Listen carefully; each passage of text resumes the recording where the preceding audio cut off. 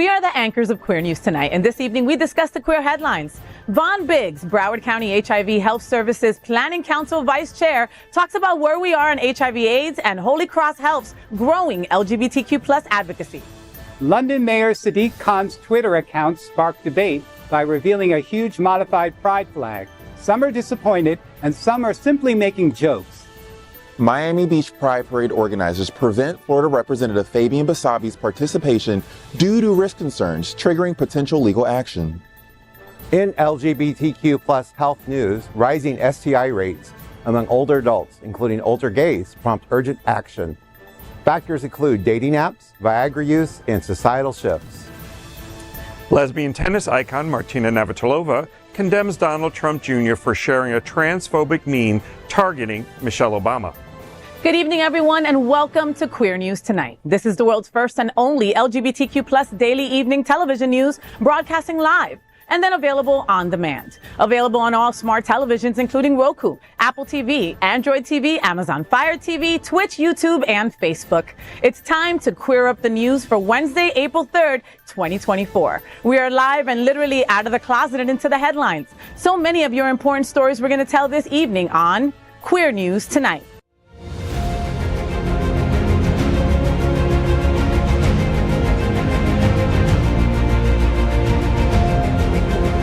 This is the world's first live daily LGBTQ evening news show, literally out of the closet and into the headlines on Queer News Tonight. This is the world's first and only unedited live LGBTQ plus evening news show. Whatever happens unique in LGBTQ plus news, you will see it and hear it.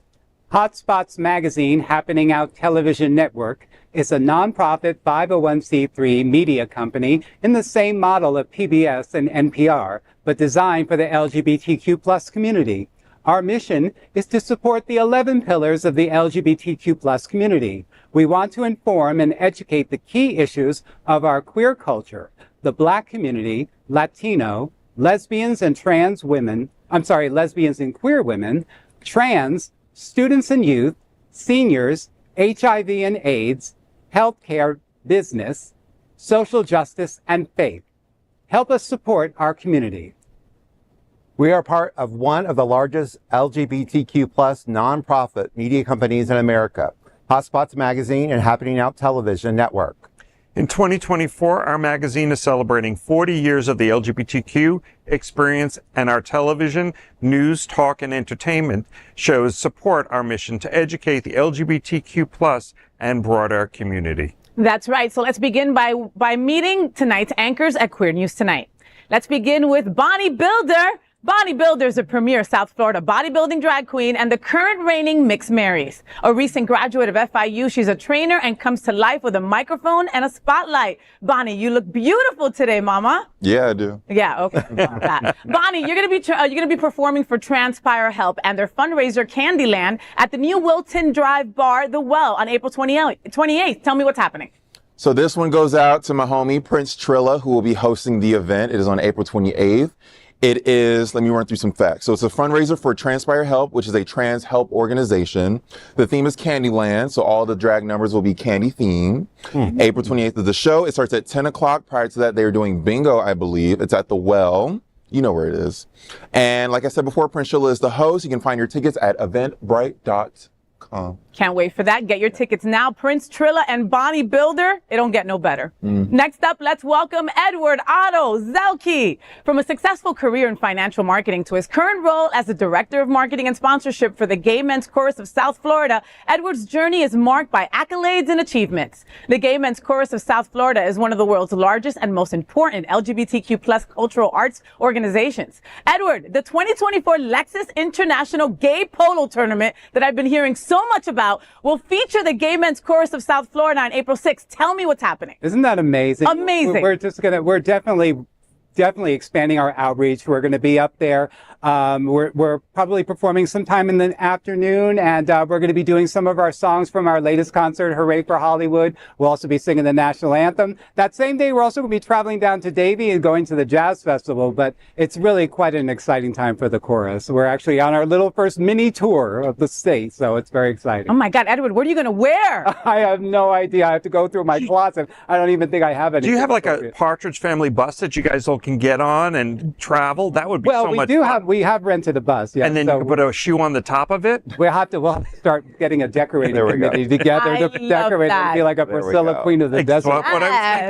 We got to get a group together and head on up to Wellington to see you folks. Thank you so much, Edward. Next up, let's meet Vonn Biggs. It's his first time at the table, and I couldn't be happier. So Vonn Biggs, Broward County HIV Health Services Planning Council's vice chair and disruptive advocate. Challenging outdated perceptions and fighting for HIV/AIDS rights. As Holy Cross Health's community outreach coordinator, Vonn smashes stigma through innovative campaigns and social media.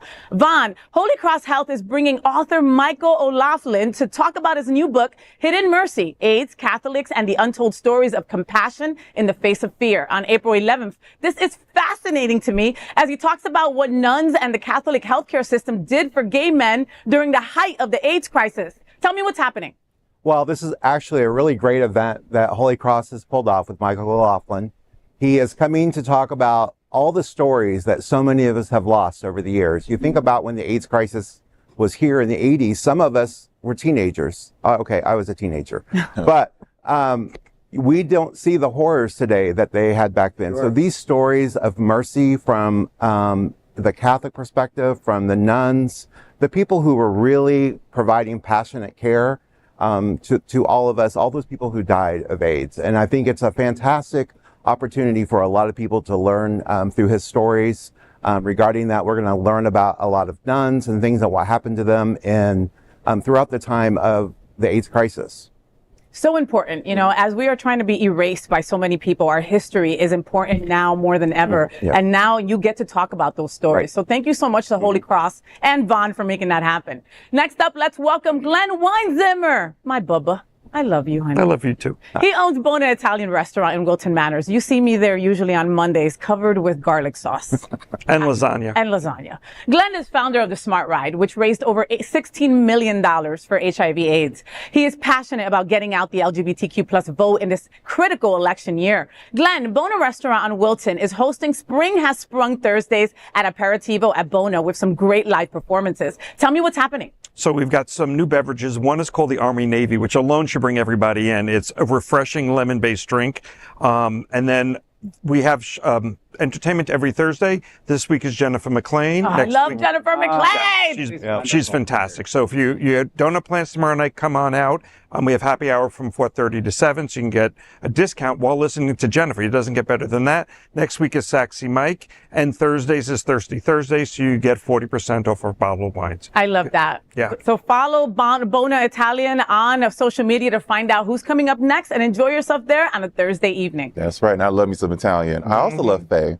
And of course, this is tonight's lead anchor, FayWhat. She's a legendary events host, television and radio personality, and the host of the FayWhat show on Mondays. Faye, Unity Coalition will present Art de Paz artist opening reception at Art Lab on April 19th. Tell me, what's happening? So my family over at Unity Coalition brings you Arte de Paz, Art of Peace, spotlighting the art of Venezuelan artist Nestor Paz. He truly is just that. He's such peace. Nestor is known for saying that he needs to paint to feel alive, and that passion shows in all his pieces. It'll take place at the Art Lab at the Gavin Center in North Miami, 1600 Northeast 126th Street. The exhibit opening and reception is Friday, April 19th from 7 to 9 p.m. Enjoy light bites and drinks, plus the incredible DJ Oren Naziri. The exhibition will be at the Galvin Center for 2 months, but the opening reception is one that you don't want to miss. I will see you all there April 19th. So we are the reporters for Queer News Tonight, and this evening we begin with the queer headlines. The LGBTQ plus community in South Florida and across America is diverse. Our community across the world is vast, and here are the bullet points of the queer news for today, Wednesday, April 3rd, 2024. First this evening, let's begin by queering up South Florida and Florida. Holy Cross Health and Vonn Biggs become leaders of LGBTQ plus healthcare for South Florida. As the Broward County HIV Health Services Planning Council Vice Chair, Vonn Biggs is a staunch advocate who challenges misconceptions and champions the rights of those affected by HIV/AIDS. His role as Community Outreach Coordinator for HIV self-testing at Holy Cross Health aligns perfectly with his mission to smash the stigma surrounding HIV/AIDS through innovative campaigns and social media outreach. With a profound understanding of marginalized communities' challenges, Biggs shapes policies to enhance HIV healthcare access and testing availability. Moreover, he's respected in the community for the work he does to combat stigma and promote mental health awareness, underscoring the importance of holistic healing approaches. His artistic expression enriches his advocacy, fostering empathy and connection within the community. Biggs' principles align seamlessly with Holy Cross's health ethos of reverence and integrity, making him an invaluable asset in fostering safety, equality, and health for all. Holy Cross Health has an interesting and growing focus on the LGBTQ plus community, with a major hospital in Fort Lauderdale and other health and clinic services, Wooten Manors, Oakland Park, and across South Florida. Holy Cross is a unique healthcare system, bucking this growing trend to actually provide more inclusion and diversity. In fact, his ongoing efforts at Holy Cross Health, including submitting the Health Equality Index with the Human Rights Campaign, signify his unwavering commitment to transformative change and community engagement. You know, I will start by saying that, Vonn, you are an incredible friend. I adore you. And, thank you for everything that you do for our community. How long have you been over there at Holy Cross now? So it's been about 1.5 years with Holy Cross. Prior to that, I was with the, actually Ryan White, the HIV Planning Council. Mm-hmm. So I served as a peer advocate for them, where I helped people who got into the Ryan White system who were living with HIV. You know, we're countlessly speaking at this table about the healthcare disparities that we deal with in our community. You know, it goes without saying that Black and brown, I can speak for myself, a lot of us don't, we don't trust healthcare providers. You know, we have a history of going to healthcare providers that don't understand our needs, don't understand what we're going through.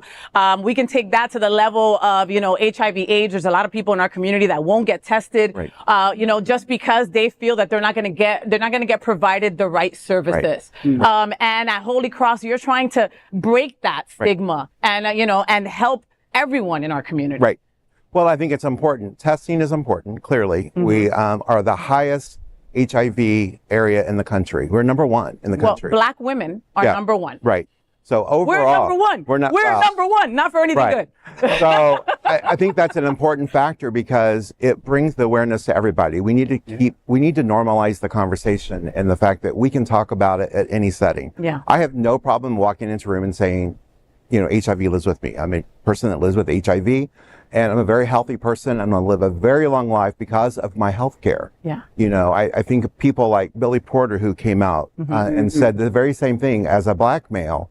Because of his health care access of living with HIV, he will live a very long life as well, because he is going to that doctor every 3 months for testing. Yeah. And it's important. Even people on PrEP who are doing prevention, they're still going to the doctor every 3 months to get tested. And it's that consistent follow up and follow through, and it's getting access to healthcare in settings where there are not clinics, which is a challenge. Which is a challenge. What do you say? Unfortunately, a lot of my gay boys have been using PrEP as just like, just a control. Oh, I'm not going to get it. I'm fine if I'm on PrEP. What do you say to someone who uses that way? Well, there's a lot of things that's going on regarding that. When it first came out, there was headline news that you start PrEP, STI rates are going to go up. Now, it's true. STI rates have gone up, not necessarily tied to the fact that it was PrEP that caused it, but people that are on it, they're more sexually free.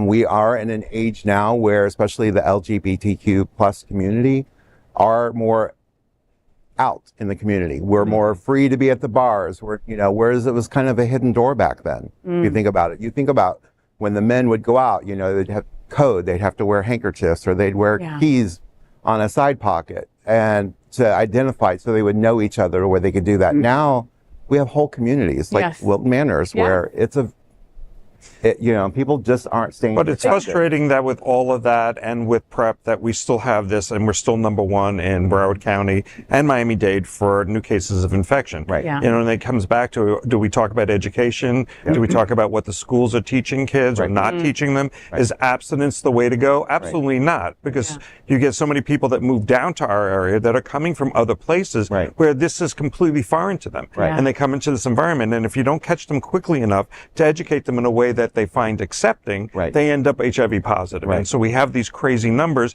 And then, like you said, if you're in the minority community, if you're black or brown, your chances are even higher. If you're economically suppressed, your chances are even higher. And if you're dealing with stigma, your chances are even higher because the church is saying, you can't do this. You can't be gay. So you have to hide in the closet. And there's still so much to unpack and to try to solve it. And I admire the fact that the hospital is taking a stand in this, but it takes our whole community to actually act. Completely. And speaking of our whole community, when we think of we're at the table and it's me and Bonnie with a bunch of boys, right? Holy Cross does not just serve men.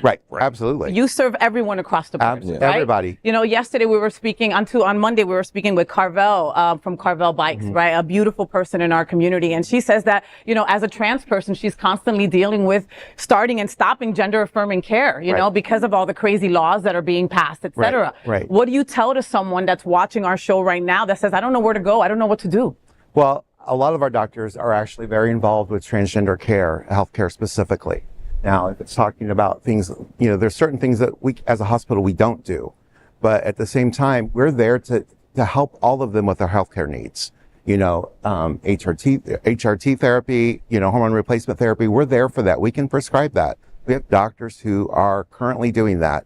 And in the community, we've heard that we can't do it here. We have to go out of state for that. And it's not necessarily a true statement. Yeah. I think a lot of it can depend too on funding and where their funding comes from, because obviously this is coming down from a state level. Yeah. Now, as somebody who works with a lot of trans performers, a lot of them try to get access to therapies in the not safest of ways. Can they turn to you as like a beacon of information and resources? Absolutely. That I can sort of recommend you to them. Absolutely. To do it safely? Part of what I do is linkage to care. If you think about it, people want to know how to, I get phone calls all hours of the night. Once you are a peer in the community, it's 24/7. So somebody needs something, I'm going to find, if I don't know the answer, I'll find the answer. You know somebody who will know the answer. Exactly. Yeah. And you've only been with us for a year and a half, but you have made friends with every single organization. And what happens with a lot of organizations, it's like, mine. I won't work with anybody else. And you see Holy Cross at all the events. A lot of the events that I'm hosting, you guys are there, screening, testing, doing what you got to do, getting the information out, It's getting those silos away. Everybody's in, we put ourselves in our own silos. We have our own letter. And we stay in that letter, but let's knock down those walls and start working together. And we can do that. We really can. And I love that you're that engaged, because just coming from Holy Cross has a significance related to the church, which is quote unquote not always accepting, well, here we are at Sunshine Cathedral, which is the opposite of that, and your hospital is the opposite of that. But to someone who's not as informed, they just see Holy Cross and they're like, hell no, holy to them, I'm not going in there. They're going to kill me. Say it just like that. No, seriously, and so you being out there and being out and proud and reaching is so important, because you have to overcome that as well as everything else. Well, I think if you think about it, we view it as it's the dignity of the person. It's not who you sleep with. It's not your sexual identity. And that's like even the event that we're having with Hidden Mercy. It's about what the Catholic nuns and the priests, even at different hospitals, how they set all that aside just to deal with the dignity of that human being. Wow. And that's ultimately our goal. Well, here at Hotspots Happening Out, one of our 11 pillars is healthcare, and our community suffers from, not having enough of it, not knowing where to go, being afraid of who to give your information to. The list goes on. And Holy Cross gives you a place where you feel safe, where you get the answers you need. And sometimes we just want to be freaking seen. Absolutely. And you do that. So thank you. Thank you. I appreciate it. We love you. And this can't be the first time and only time that you're at this table. You got to come back. Absolutely. I said it. All right. Edward, what's next, my friend? Okay, thank you. Let's queer up the world view. Can there be too many letters and colors of LGBTQ+? London mayor's new pride flag sparks backlash. London Mayor Sadiq Khan's X account recently stirred controversy by unveiling a modified version of the Pride flag. The flag, resembling the Progress Pride design, features the traditional rainbow background with additional chevrons representing the transgender and bisexual pride flags alongside black and brown stripes. However, it notably excluded the intersex symbol, usually placed at the chevron center in the original Progress Pride flag.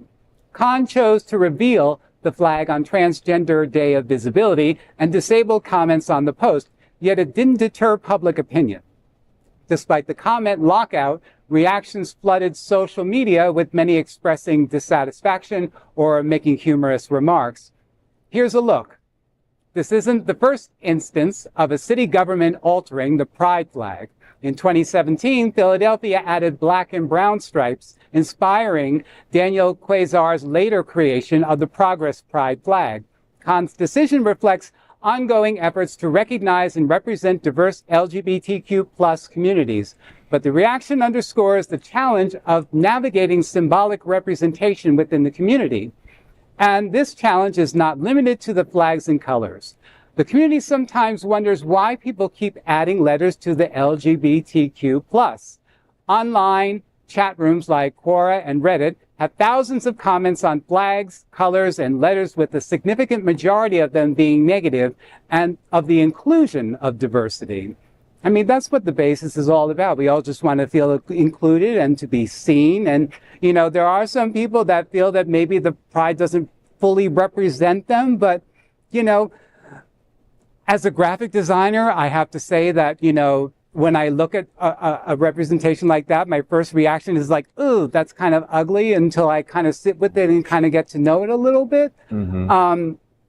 But really, I look at the core issue of why people all of a sudden don't like change within our community, or a change to a symbol as sacred as a pride flag, because it just represents our community so much. And as we continue to grow as a community and expand beyond the LGBTQ+ representation, everybody, I think, wants to be seen and be heard. Yeah. And that's really what the core is in all and of included, this. right, Exactly. Edward? And included. You know, I come from the world, and this is like not the most popular opinion, but I don't care if they add all the letters to the acronym, and I don't care if they want you to do it backwards. I will learn it. Just like it was hard to learn LGBTQ+, right? But we did it. Right. The reality is that, you know, before we didn't have TQ+ added to that, and we weren't all seen and heard, and we didn't feel included. Before, that flag didn't have black and brown on it, and I didn't feel included, right? So, you know, again, that our acronym might change. It might continue to change the more that people realize who they are truly, authentically.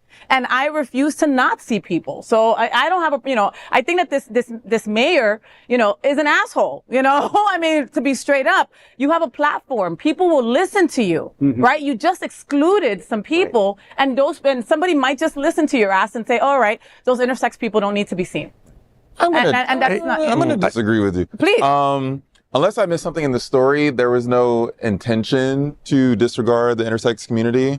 And I think when being critical of people like this, especially those trying to support us, we always have to look at intention. Was he trying his best? Did he ask his assistant to look for a flag that was as inclusive as possible, and they found this one and they put it up? That could be. And then a certain community, the whole Twitter community, I'll say that, found ways to be so heavily critical that he had to turn off his comments.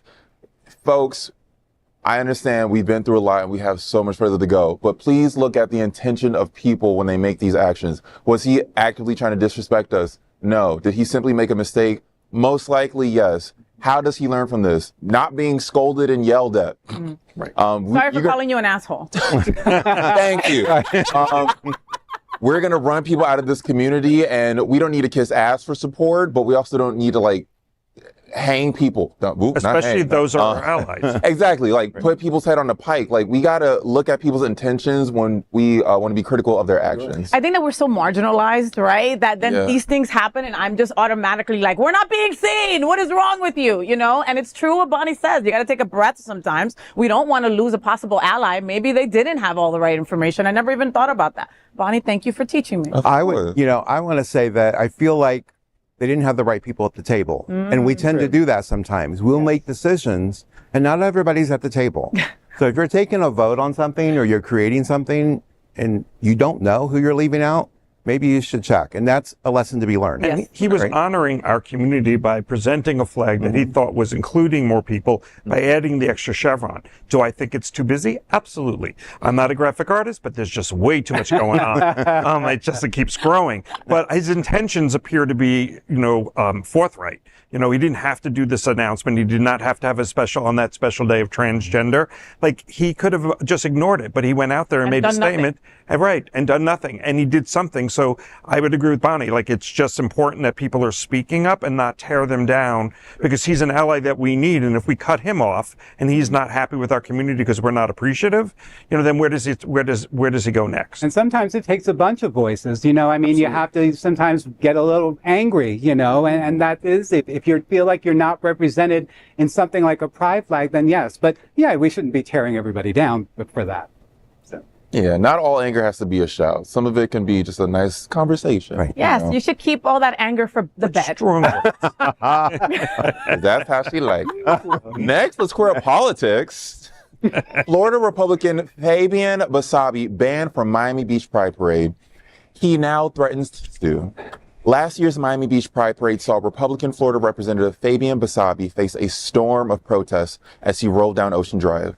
This year, organizers are taking precautions to prevent a recurrence. Bruce Horwich, chair of the parade's overseeing nonprofit, informed Basabe via text in March that his participation poses a risk. Basabe, a former reality TV personality and social media figure, has had turbulent first term as a state representative, including support of Don't Say Gay, drag ban, and other DeSantis and GOP anti-LGBTQ+ initiatives. Now he has threatened legal action against Miami Beach Pride and local authorities. He asserted, quote, "My civil liberties are not up for debate," end quote, indicating preparations for a federal lawsuit. However, Bruce Horwich, chair of the Miami Beach Pride Board, clarified that the decision was not politically motivated, emphasizing the event's inclusive nature regardless of political affiliation.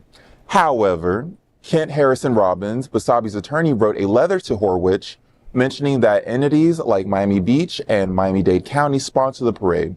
Hence, it is a demonstration of political speech. Horwich, however, informed the Herald that while Basabe was invited to join the parade as an observer, the organization retained the authority to determine participants. Prospective attendees can register to march for Pride in the parade via the Miami Beach Pride website for a fee. Horwich assured Basabe of a refund if he chose to register. Now, Basabe is what I would call a pick-me political person. They will basically gung-ho for every policy that makes him seem the most conservative or the most Republican, and that seems to be the case here. Why he has a hankering to be in our Pride, I genuinely don't know, because when I was there last year, I didn't see him, thankfully. I did hear of a lot of boos and I thought they was looking at me, but I was like, girl, no. But no, they were doing this at him, and I was like, okay, deservedly so when I learned about him. I need a statement from him, because I'm curious. What is the point? Are you pining for our votes and our love and our care, or are you rubbing it in our faces? Because it seems like you're rubbing it in our faces and you're mad that we're not letting you do it this year. Right. It's a little odd, though. I mean, again, he voted for Don't Say Gay. He voted for trans bans, yet he wants to be in one of the biggest prides in South Florida. I don't get it. I was in front of Basabe. I was on a float in front of him. So I got off, and then he came in front. And people were screaming, shame, shame, and throwing things and stuff like that. I can see how Miami Beach decided not to include him this year, because people can be in danger. The hate towards him can be worse. Maybe they'll start throwing stuff. I mean, he was in the parade circled by armed guards. Who wants that at their pride? Right. We want jock straps. And lube, right? Right. That's what we want. Glenn, what do you think? Well, I agree with you. Lube is always important. But that's not what I meant. The Pride is supposed to be happy and a celebration. There are opportunities there to certainly speak our piece about issues that come up, especially in our state. We've had so many things happen the last couple of years where trans rights are at risk, and everything else that's happening. Don't Say Gay, banning books and things. But Pride is supposed to be more of a celebration. And if you're intentionally going in the parade to be seen, you need to be an advocate. You just don't ride in the parade like they wouldn't have the KKK riding in the parade. It's not appropriate. Don't. But but it's not appropriate. Yet I take that to the same level. If he's speaking out against our community, then he wants to be on a float. It should be an inflatable float that he just lifts and disappears into the sunset. But otherwise, there's no place for it. And like you said, if he was to come out with a statement that says, these are my reasoning and he has a support, great. But he doesn't. And that's not the venue for him to be at. Yeah. Yeah. Seems like he's antagonizing us and he's mad that he can't. Right. Yeah. Yeah. Stay home, honey. Right. Stay home. Watch it up. Yeah. Vonn, what's next, honey? Next, let's square up the USA view. Older gay men are getting more STIs than ever. It's 2024. What's going on? Experts warn of a concerning trend, rising rates of sexually transmitted infections, STIs, among older adults. Ahead of the European Congress of Clinical Microbiology and Infectious Disease in Barcelona, infectious disease specialists emphasized the urgency for action. In the United States, STIs among individuals aged 55 to 64 have more than doubled in the past decades. Studies show gonorrhea cases nearly quadrupled in just a 4-year period from 2015 to 2019. A new study reported in England is doubling of the gonorrhea and syphilis diagnosis in over 45 age group, and it's primarily affecting gay men. Professor Justyna Gawalska from the Medical University of Warsaw, leading the research, attributes the surge of various factors, including the craze of dating apps and the use of erectile dysfunction medication like Viagra. Additionally, societal shifts such as the rising divorce rates and older delaying sexual activity contribute to the trend. Limited access to sexual health services and the stigma surrounding STIs further exacerbate the issue, as older individuals and the healthcare providers often avoid discussing or seeking help for these infections. Kowalska emphasizes the importance of healthcare providers engaging older individuals in discussions about sexual health. News reporting highlights an Amsterdam campaign success in significantly reducing HIV transmission rates, with only 9 new cases reported in 2022. Their approach included a comprehensive awareness campaign targeting older and especially queer demographics. The Broward age demographic for the LGBTQ plus community trends significantly older, so this news is very important to this region of the country. It's so apparent in this. It's interesting because I just had a conversation recently with a caseworker who does work in the community, and she works primarily with a hetero community and extremely highly sexual individuals. And they have no knowledge. The education is truly not there. We've had conversations with people in the community about talking to their doctors about these. And if you think about it, in our medical systems, we have 15 minutes with our doctor. If that. Yeah. Right. So you want to talk, you have time to talk to the nurse, or you're going to talk to the medical assistant drawing your blood. You get 15 minutes with a doctor and you're out the door. And a lot of times people are very ashamed. They're stigmatized. They don't want to talk about these things or these issues. Or if they do want to talk about things, the doctor wants to know, well, why do you need to be on doxyprep? Why do you want to take that? And it shouldn't be a question of why. It should be, here's your prescription. Thank you and have a good day. Hello. Right? Yeah. Let's talk about, and let's start talking about, our physicians need to start talking to each other and our patients specifically about their sexual health. Sexual health is so important. We should be here for pleasure, not to be stigmatized for what we want to do. In the early days of HIV, when there was really there was no PrEP, AZT was really your only option. There was a high rate at places like Century Village. Right. And they couldn't get them to come because of their generation. Then, you figure 20, 30 years ago, those who were in their 70s and 80s really, did not grow up in an open environment about sex. They just didn't talk about it. But because of Viagra and, Aunt whatever died, and so suddenly I want to be active, so I take a Viagra and I hire a hooker. Right. But no one was talking to them and educating them, and they couldn't get them. When the social services went there, and some of the HIV organizations went there, they wouldn't let them in, basically. Right. So what they did is at the holidays, they told them that your grandchildren are going to be down here. We need to keep them safe. So the grandparents brought the grandchildren in educating the older community as a trick. And it actually worked because they went with them and they were able to be educated without even realizing because they couldn't get in any other way. Yeah. So, we've come a long way with it, but I'm a little concerned that it only went from whatever they said, 55 to 64. Do people stop having sex after 65? I hope not. I hope not Are too. you still having sex? I am, but I'm not there yet. You should see, if Al were still here, this would be a great moment for me because we're the same age. Oh my God. Do you remember when we did a story a while back about the villages and how they were like the number one place for gonorrhea and chlamydia, right? And I was like, you go, old people bumping uglies doing your thing. With their scrunchies on there. With the scrunchies, with the loofahs, with the loofahs on their golf carts, you know? But get educated, folks. You know, you don't want to walk around scratching yourself and stuff. No. But, and I know this talks about that age group, but I also think about STIs as far as a country. I want to say it was 21. I'm not sure the year, but we had 20 million STI infections in the United States. Wow. 10 million of those are from the ages of 13 to 29. Ooh. Wow. Now, obviously we have an older population here, but you look at a countrywide statistics, half of the STIs in the country are from a very young population. Yeah. And we're not saying have less sex. We're not saying that. No. We're saying do it safely. Do it with people you trust. Do it with contraceptives. Ask questions. Boom. Ask questions. Right, like, what's your name? Who are you? Right. So I can follow back later with the results. Today? How do I These tell are you? questions that you ask. No, but it's serious. Like, people just don't ask, you know, and you get into relationships and situations and you have no idea. Yeah. I was on one of those dating app things, you know, and somebody was like really hot to get together and he was really cute.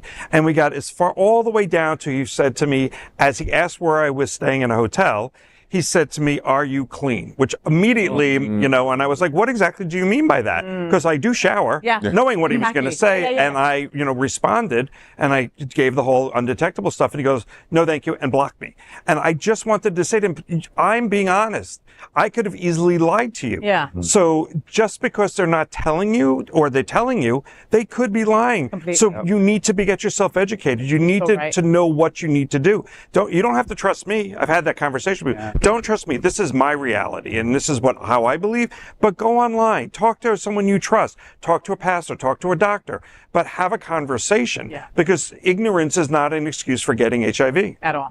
I think it's important for, you know, people in the community as leaders, you know, that we're up front and have these conversations. You know, I remember growing up in the 80s and, you know, when the AIDS epidemic was at its height and how scared I was as a kid. And, you know, and I remember coming from a conservative Republican family of, you know, just don't let this happen to you. Don't let, you know, and it was so instilled that fear that even to this day, sometimes I'm always a little like hesitant, you know, just to be even freer. And it's something that I continue to work on for myself. You're traumatized, but it is. It's very traumatizing and growing up and seeing your friends dying and hearing about people and not understanding this disease. So, you know, when it gets to this point, there is a certain freedom and sort of, I feel a little bit more relaxed, like, you know, we're on to something here. And, you know, but you have to still keep continuing to educate people on this because there are people that are not being reached. And it's very important for that. So, you know, all the work that Holy Cross does, it's just so amazing that you're in the community doing that. Yeah, So, because it's so needed. I think it's important also to think about the trauma-informed, you know, just understanding where that comes from. Yeah. Before you can have those conversations, sometimes you have to deal with other things before you can actually have that conversation with an individual. Yeah. Like pay your rent. Yep. All the things you have to do. All right. Now, let's corrupt lesbian culture. Go ahead. I see you, Faye. Lesbian icon Martina Navratilova slams Donald Trump Jr. for Michelle Obama trans meme. Out lesbian tennis icon Martina Navratilova has strongly criticized Donald Trump Jr. for sharing a transphobic meme targeting Michelle Obama. The meme, posted on Transgender Day of Visibility, claimed Michelle Obama is transgender. It is no longer available online. Navratilova, known for her outspoken views against trans inclusion in sports, defended Obama on Twitter, writing, quote, "unfucking believable," end quote. This baseless attack not only targets Obama, but perpetuates harmful stereotypes about black women. Black women have frequently faced discriminatory comments about their masculinity. In 2020, Alex Jones, known for spreading conspiracy theories, falsely claimed Michelle Obama was transgender. During his father's unsuccessful presidential campaign in 2020, Trump Jr. continued his pattern of making offensive remarks about transgender individuals, resorting to transphobic rhetoric. This year, too, on February 12th, Trump Jr. shared a photo on his Instagram featuring former Pittsburgh Steelers linebacker LaVon Kirkland, captioned, quote, "I found this rare Michelle Obama rookie card," end quote. Navratilova had responded to that post to saying, quote, "What a pathetic loser Don Jr. truly is. Racist and misogynistic beyond belief. I hope he is as miserable as he is racist," end quote. Navratilova's outspoken criticism of hateful comments and slurs by conservative bullies like Trump Jr. adds to the growing chorus calling for accountability and respect when it comes to marginalized communities. You know, she's been challenged and questioned about the way she speaks out about including trans women in sports and stuff. But the one thing you have to give her credit for is that she doesn't sit back idly when it comes to supporting our community and getting out there. Yep. I mean, she grew up in a communist country. She was born under the Russian control of Czechoslovakia at the time, you know, and moved here for freedoms. And she's outspoken about where our country is going, because she knows what it's like to live under that rule. And she speaks out about Trump Jr. and Trump because she sees what can happen and what happened under Russia. And, you know, she's an inspiration in so many ways as a woman that's won probably more, I think was Chris Evert and her, like tied for number 1 or number 2 as the best tennis players in the world and stuff. So, you know, kudos to her for this. And it's nice to not be talking about some of the things she doesn't do right. We're talking about something that she is doing right. I'm gonna give you a little pushback. Okay. Why is she offended? I understand why it's offensive, but why is she, why does this offend her? Because like she's a proponent for women's and women's rights and all that good stuff. The fact that Michelle Obama was called transgender is just simply incorrect. It should not wholly offend you to be compared to a transgender person. You just correct them if somebody's misinformed. But why is she so offended that this cisgender woman was compared to a transgender person? Because we know her roots. We know Miss Martina, her wife's roots. Well, because a broken clock is right twice a day, right? She gets her moment where she can stand up for us. You know, I have my issues with Martina. I'm not going to support her as a lesbian. I don't appreciate her. I think she's a TERF and she doesn't include my trans sisters. So I've got a middle finger for you in 2 letters that I don't have to say, right? But when it comes to this, she's absolutely right. Donald Trump Jr. is a disgusting human being, all right? And I wish this was the first time that I heard this despicable thing. I know Trumpsters, and I know some people who have said these words out of their mouth, and it's disgusting, okay? Michelle Obama is a beautiful black woman, okay? And there's nothing wrong with being transgender, of course, but she's not transgender, okay? She's a black woman who supports our community, and that right there gets under Trump Jr.'s skin. And he's perpetuating hate. And he is, and people will listen to him. And that's the part why, in this case, I appreciate the pushback, but I appreciate the fact that she is standing up and saying it is not right to hate, it's not right to hate on transgender, and it's not right to mislabel people because they get spread even further. And then all of a sudden, everyone's being misrepresented. And I think pushback is important. Yeah.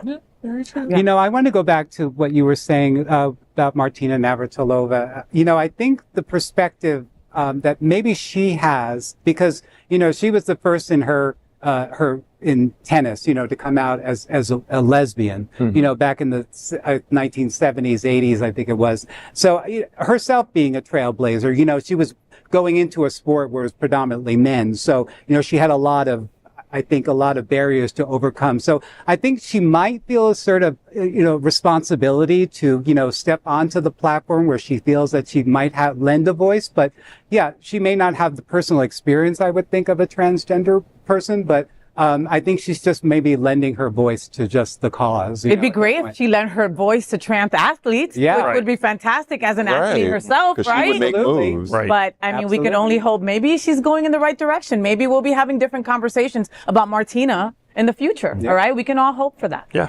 Miss Bonnie? Yeah. Next, we are proud of our special partnership with Sunshine Cathedral, the world's largest queer church here in Fort Lauderdale.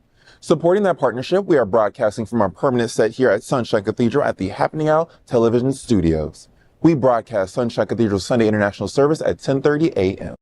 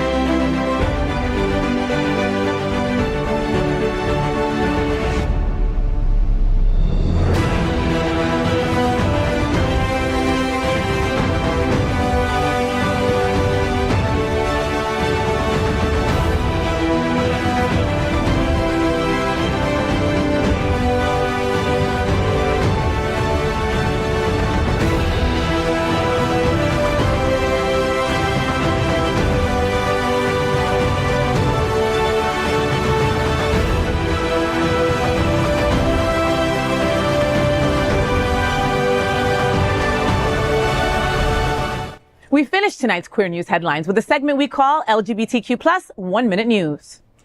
LGBTQ Plus 1 Minute News. Let's queer up courts. This is Will Wooten, the gay lawyer prosecuting Donald Trump in Georgia.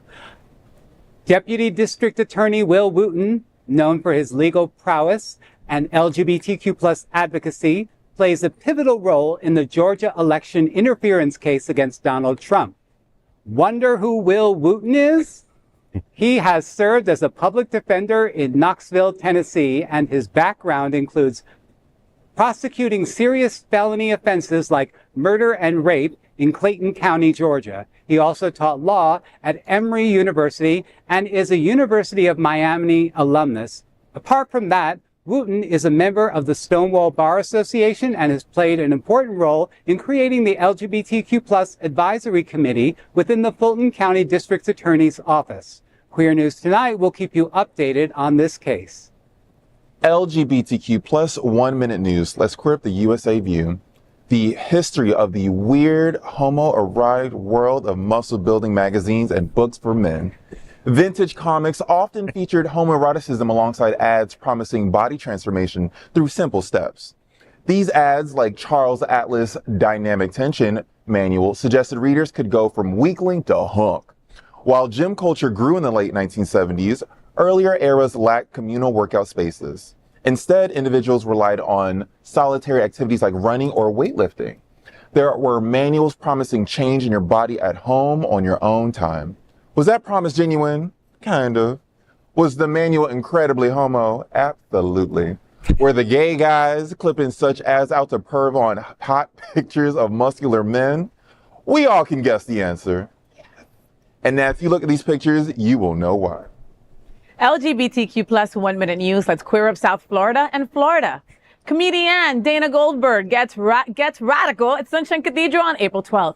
Join the Sunshine Cathedral Center for the Performing Arts for an evening with Dana Goldberg on Friday, April 12th. Goldberg's comedic routine is so potent, it's like a banned book in Florida. As one of the top LGBTQ plus comedians in the nation, she brings side-splitting, unapologetic humor to the stage. She is one of the top 5 funniest lesbians in America, voted by Curve magazine, and named one of the top 3 LGBTQ plus comedians by Advocate.com. Her performances have raised over $40 million for various causes. Don't miss this unforgettable night at Sunshine Cathedral Center for the Performing Arts, America's leading LGBTQ plus live entertainment series. Tickets and more information you can find at tickets and more information at sunshinecathedral.org. LGBTQ plus 1 Minute News. Let's queer up entertainment. Jinx Monsoon is the campy villain in the new trailer for Doctor Who. Jinx Monsoon, a 2-time Drag Race champion, is set to showcase her exterminating skills in Doctor Who's upcoming season. In the latest trailer, fans catch a glimpse of Jinx's villainous attire, hinting at an epic showdown with the Doctor. Played by Suti Gatwa, Gatwa is the first openly queer actor to portray the Doctor. While details about Monsoon's role remain a secret, anticipation is high for her portrayal of the notorious villain in the series, premiering on May 11th on BBC iPlayer. The first 2 episodes are named Space Babies and The Devil's Cord, and in the following episodes will air every Saturday until late June. International fans can watch the new season on Disney+. You ready for this?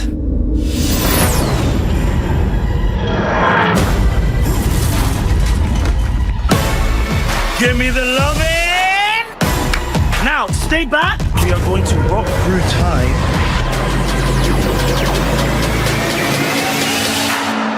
Oh, this is so Bridgerton. This is Ruby. You are wild, brave, and rude. No, you made it worse. Where shall we go? Anywhere. It's you. Space baby! Oh, is it the universe, man? Let's have a random landing. Is it safe? Listen to me. This is what we're trying to stop. All of life extinguished. You keep us safe? I will keep us safe. Come on. We've got work to do. There's a storm coming in. You called. Honey, I'm a much bigger bang than you bargained for. I will shatter this silly little battlefield into dust. In a heartbeat, into dust. I don't have a people, I don't have a home, but I have freedom. Catching monsters, getting into scrapes. So I keep moving on. To see the next thing, and the next, and the next. Have you ever felt so alive? And that's just the beginning.